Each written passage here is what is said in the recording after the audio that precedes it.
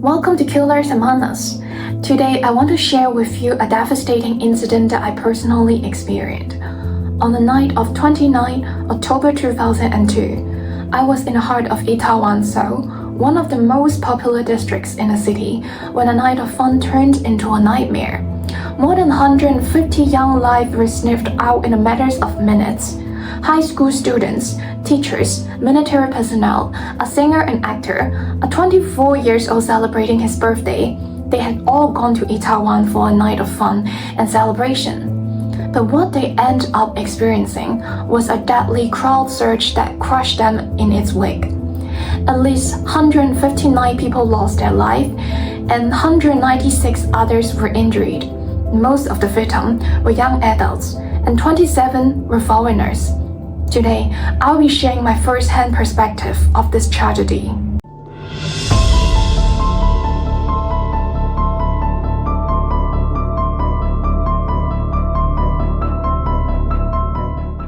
Talking about nightlife, the main areas for clubs in Seoul are Itaewon, Hongdae, and Gangnam. Each nightclub has its unique different style. Hongdae nightclubs are where the youth often go dance because there are a lot of universities nearby. Gangnam is one of the wealthy regions. It's nightclubs for people who are more mature. And there are many exotic nightclubs in Itaewon due to its historical background. Itaewon's history is closely tied to the once nearby US military base Yongsan Garrison, which was established in 1945. The area soon became known for its numerous bars and brothels catering to the troops, leading to controversy and a sense of danger among many Koreans. However, in the decades that followed, Itaewon gentrified and transformed into a trendy district with new restaurants, bars, and nightclubs attracting a diverse crowd of visitors. In recent years, Itaewon has transformed into a thriving hub of joy and respite, drawing people from all walks of life who yearn to break free from the mundane. And when Halloween finally arrived in South Korea, with the COVID-19 shackles finally loosened, Itaewon was the ultimate hotspot to let loose and embrace the night. As the moon rose high in the sky, the streets of Itaewon were transformed into a pulsating sea of colors and excitement. A swarm of young, vivacious souls decked out in flamboyant costumes flooded the area, filling the air with their exuberant chatter. The energy in the air was electrifying, creating a spectacle that was nothing short of breathtaking. On that fateful Saturday night, an estimated 100,000 people swarmed the streets of Itaewon. Against this staggering crowd, a mere 137 police officers were present, a stacked imbalance that would soon spiral into a horrific tragedy. This night, the sea of partygoers in Itaewon was not there for a single event. Instead, they were drawn by the allure of individual Halloween festivals that held by countless bars, clubs, and restaurants. Without a designated event organizer, the responsibility of safety planning fell on the local authority, the presumed manager of this public space. I was there that night, arriving at around 8 p.m. when the crowd had started to swell beyond control. Lots of people were visibly intoxicated, some to the point of unconsciousness, sprawled on the stairs of the metro station. The narrow streets and alleyways leading to the club were full of people, and the sense of impending danger was palpable. I took this picture from the metro exit, showing the proximity to the site where the festivals would soon turn fatal. The most heartbreaking thing is, the ominous nature of the nights did not go unnoticed. The police received at least 11 emergency calls from Itaewon before the crowd surge turned deadly. At around 6 p.m., a concerned caller reported the dangerous density of people in the alleyways. By 8 p.m., another call came in, printing a grim picture of people stuck, getting hurt, and a desperate pushed and shoved. An hour later, another call warned the police of a potential disaster, voicing concern about people being pushed around in the crowded alleyways. Not only cause but also many people on social media warned others about the crowdedness and advised them not to go there. Honestly, I don't see any reason why the government didn't take any preventive measures. The tragedy wasn't a sudden stampede but a slow, terrifying build-up of crowd density that rendered movement impossible. Panic seeped into the air as people find it increasingly difficult to breathe. Some attempted to scale buildings in a desperate bid for escape, while others shouted, cried, or cursed amidst the chaos. So what is crowd crush and why does it happen? Usually when the density of a crowd reaches high levels up to 9 people per square meters, the atmosphere can turn deadly. Bodies are squeezed together so tightly that the air becomes scarce and people are suffocated. This horrifying phenomenon, known as crowd crush, can happen when a mass of people is funneled into an increasingly smaller space, collides with an obstacle like a dead end or locked door, or when droves of people rush into an already packed area, creating pressure waves that slam into those at the front. In these dire circumstances, newcomers may be oblivious to the dire effects their presence is having on those in front and keep pushing forward. In the midst of a crowd surge, the sheer force from above and below can make it nearly impossible to catch your breath. Your lungs crave room to expand, but the pressure from all sides leaves you grasping for air. If you're unlucky enough to be caught in a crush for more than 6 minutes, you could succumb to compressive or restrictive asphyxia, a terrifying suffocating death. But even if you manage to keep breathing, the danger doesn't end there. In the panic and chaos of a crowd crush, people can easily injure their limbs or lose consciousness. Just 30 seconds of compression can cause blood flow to the brain to slow, leaving you dizzy and disoriented. And contrary to what you might think, these deadly events aren't usually caused by people pushing to escape or in distress. Instead, they can be triggered by the slightest mishap, a stumble, a shove, a wrong step. Once the surge starts, it's nearly impossible to stop. As people fall and bodies pile up, the struggles to escape becomes even more frenzied, with limbs twisted and tangled together in a desperate bid for survival. Lee, one of the survivors of the Itaewon crowd surge, vividly records the terrifying experience. He likens it to an avalanche, with people falling down from the top, creating an unstoppable vortex that sucked him in. Despite managing to help 2 women escape the heaving mass of people, Lee found himself trapped among the chaos. He witnessed people passing out nearby due to the inability to breathe, and some even fell to the ground. Lee himself was unable to leave immediately. Although his upper body was free, his legs were stuck, and there were people under his feet. In desperation, some attempted to climb up power distribution boxes beside the streets to escape. He managed to escape the crowd by stepping on a box of beer and climbed up. Reflecting on the experience, he expressed that it was the closest he had ever come to death. So back to the case. On the night of the incident, the narrow alley next to the Hilton Hotel in Itaewon was packed with people. The alley, which is just 42 meters long and becomes increasingly narrow towards the end, creating a bottleneck effect that makes it difficult for people to move freely.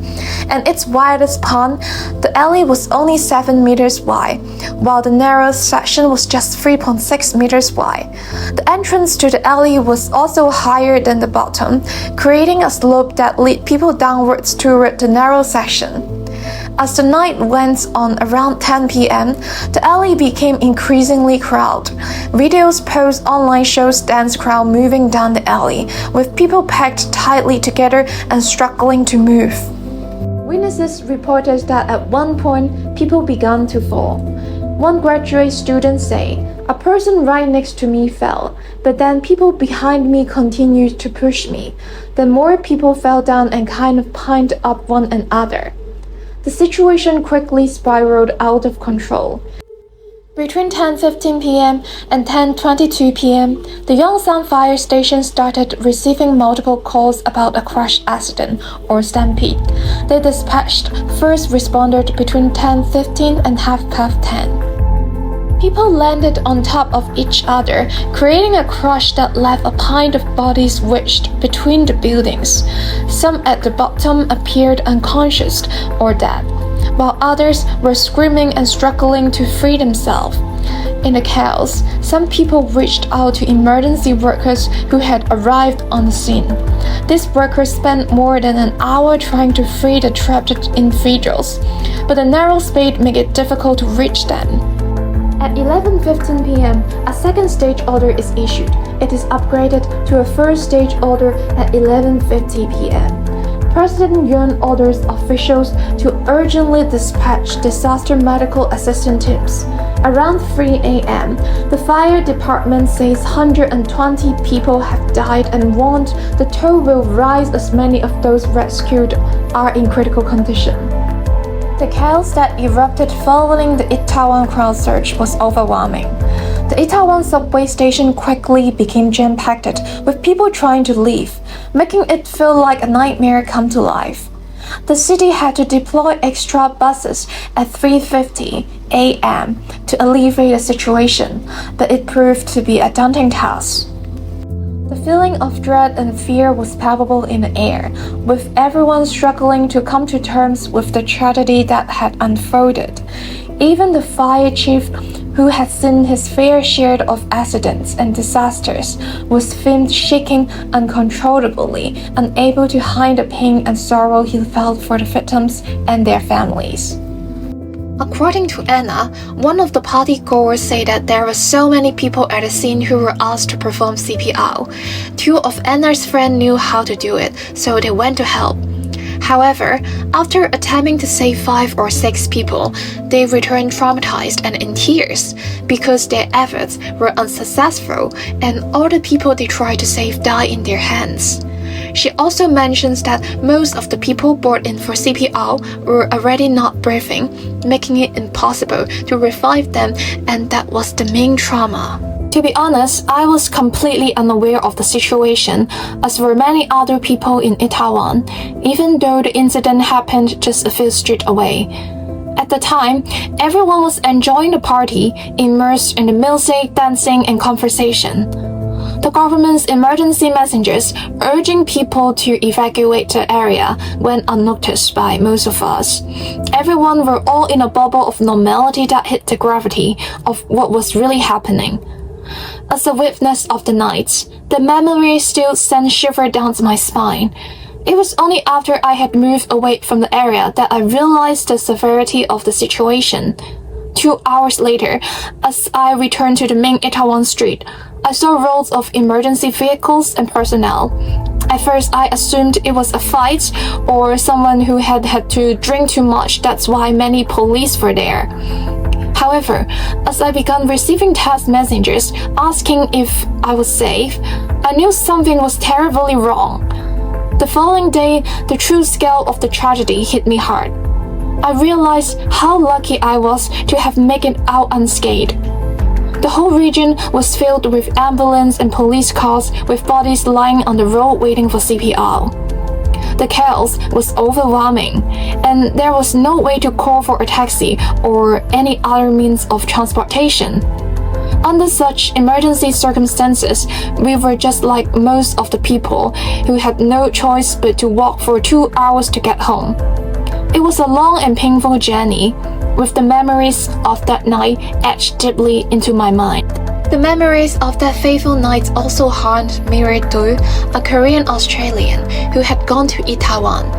As she recalls, the crowds that night were crazy and out of control. Amid the chaos, she was pulled into a crash and separated from her 2 friends who tragically did not survive. I was getting stabbed on my head and my chest, and the pain was unbearable. That's when I started screaming, "Please don't stab on me!" As a result, Du suffered severe kidney and liver damage, broken ribs, and when he fell on the ground, sustaining a first-degree burn on her head from friction with the concrete. She described the pains of being trampled as excruciating, prompting a wave of final thoughts like wishing she'd eaten something tastier than cheese crackers and grapes if it would be her last meal. I really don't know how I survived while my friends couldn't make it that night, she admits tearfully. And I'm genuinely upset and angry that I couldn't help them, that I couldn't protect them either. This terrible event was not just a regular disaster, but it shows how the people in charge were extremely bad at their jobs and didn't care enough. It's a man-made disaster. They made a lot of mistakes and didn't have enough knowledge, which resulted in many people losing their lives. This could have been avoided if they had done things differently. The police, who are responsible for keeping people safe, were surprisingly not ready and didn't have the right tools to handle the situation. Their inability to accurately assess the situation was simply staggering. The cooperation between related institutions was not merely poor but non-existent, leading to a catastrophic delay in rescue operations. And what truly stokes the fire of public outrage? The Yongsan police chief who arrived an hour late to the scene. It was reported that he was briefed about the alarming crowd situation at around 9:30 p.m. Yet he only started his journey to Itaewon at 9:47 p.m. The police vehicle near Noksapyeong Station, a mere 800 meters or half a mile from the heart of the chaos. Yet they were followed by traffic. A simple 10 minutes walk could have made all the difference, but the chief Lee stubbornly insisted on being shuffled. This resulted in an unnecessary detour, and Lee only disembarked from his vehicle at the Itaewon Antique Furniture Street, a scant 200 meters away from the Itaewon police station, at around 10:55 p.m. Lee then had to traverse the remaining distance on foot, finally reaching the Itaewon police station at 11:05 p.m. Not to mention Yong, the leader of the National Police Agents. He was told about the disaster at midnight on October 13. However, he didn't know about it earlier because he had gone on a private camping trip with friends and fall asleep at around 11 p.m. at the camping site. This entire debacle was a grand spectacle of absurdity, a showcase of the police's inability to respond adequately in a crisis. A week-long national mourning period was declared, and flags were ordered to be lowered. To allow citizens to pay tribute to the deceased, mourning altars were set up in various locations across Seoul and the nation. In the aftermath of the incident, a teenager who survived and lost two friends in the disaster later took his own life in December. The 16-year-old survivor died by suicide in part due to the shock from online abuse. Prime Minister Han denies the government's responsibility and blamed the victim for not being strong-minded enough. His family said that he had not received mental treatment before his death, and there was a call for the death caused by trauma to be counted as part of the death toll. This incident highlighted the lack of mental health treatment for survivors. Up until March 10th, 514 people, including bereaved families and the injured, received psychological help. However, the victims stated that they were not informed of specific advice after calling an official helpline. They expressed frustration that they had to search for available programs and policies on their own, even while experiencing great distress. Jun Hae-moon never imagined that his last conversation with his daughter Jun-hee would be their final goodbye. As she turns down an invitation to dinner and said, "Dad, I'm going out," little did they know it would be the last time they spoke. Tragically, just hours later, Jun-hee became one of the 159 people killed in a Halloween crowd crush. The news shatters her family and left them struggling to come to terms with their loss.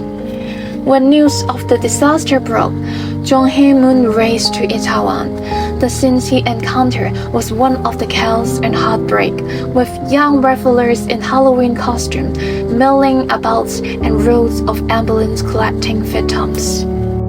It was more than 12 hours later that Jun Hae-moon finally found his daughter in a morgue, lifeless, swollen, and bruised. Few days later, the family gathers to bury Jun Hae's ashes in a peaceful family plot outside Seoul. The mood was somber as they stood by her gravestone, adorned with a plant sapling and bouquets. It just made me tearful when I saw this. Rest well, Mom and Dad will come see you, Jun Hae-moon said, his voice filled with grief as they said their final goodbyes.